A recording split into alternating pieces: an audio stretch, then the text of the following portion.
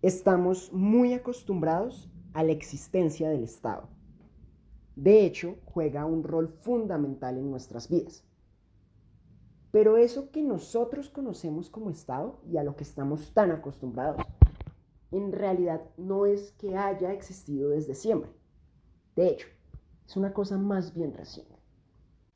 Cuando se dice que el Estado no ha existido desde siempre, la pregunta más evidente que se puede hacer es, y bueno, entonces, ¿qué eran las polis griegas, por ejemplo? ¿O qué era el Imperio Romano? A lo que Strayer respondería, sí, eran estados, pero no eran estados modernos.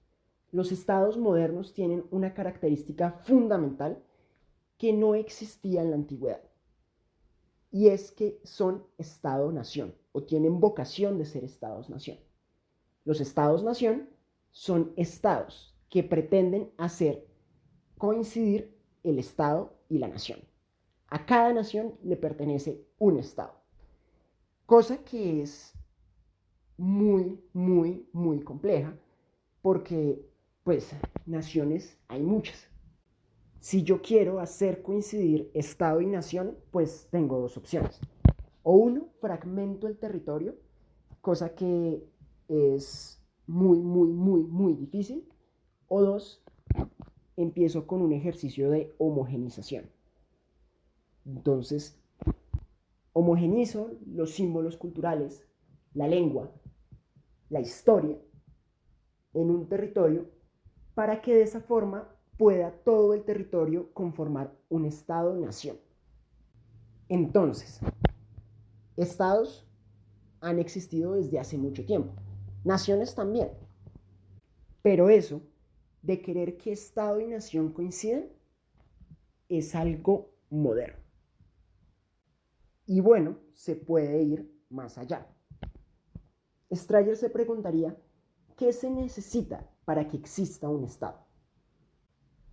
Una respuesta bastante acertada a esa pregunta puede ser instituciones. Para que exista, por ejemplo, el Estado colombiano, se necesita que exista la Presidencia de la República, que exista eh, los ministerios, las alcaldías, las normas. Ojo, eso es súper importante. Pero no necesariamente que existan las instituciones implica que exista el Estado. Por ejemplo, la iglesia.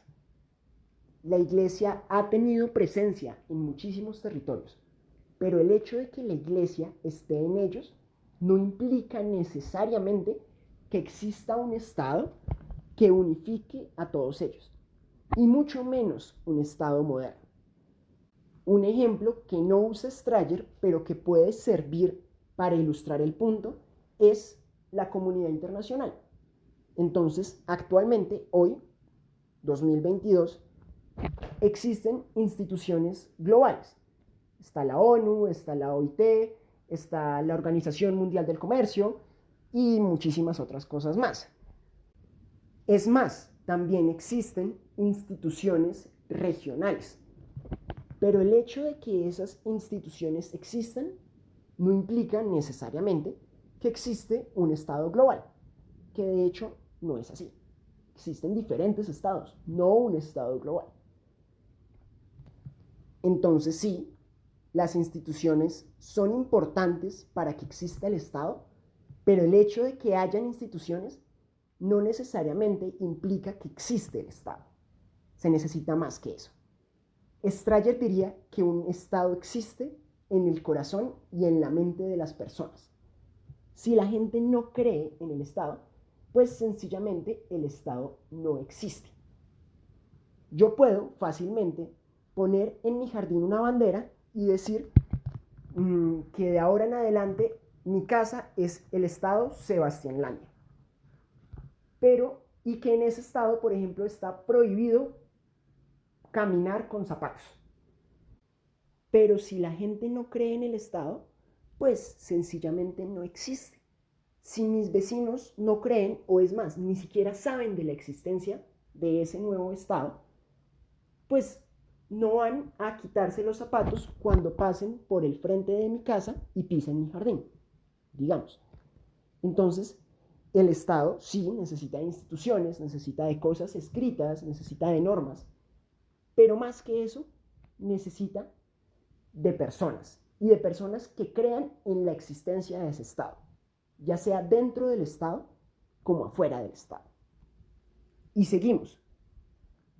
Para que eso sea posible, para que una comunidad llegue a ser un Estado, debe persistir unida en el tiempo y en el espacio. Una coalición, por ejemplo, para derrotar un enemigo común en una guerra, no necesariamente es un Estado. ¿Puede convertirse en un Estado? Sí, pero no lo es. Entonces, como dijimos antes, el Estado existe en la mente y en el corazón de las personas. Y además es un proceso dinámico.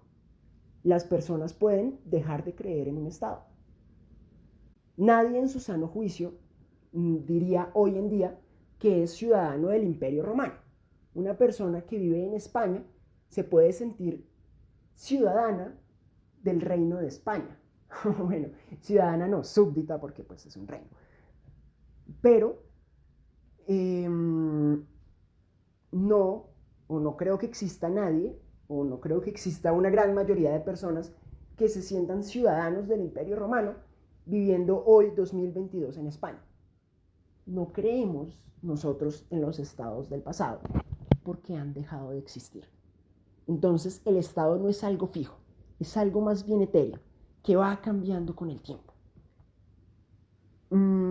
Para entender eso de que el estado existe en la mente de las personas, pues podemos hacer un ejercicio mental, y es ¿qué pasaría si mañana una y cada una de las personas que pertenecen al territorio colombiano, uno y cada uno de los funcionarios que pertenecen al Estado colombiano, se les olvidase de que existe una cosa llamada Colombia?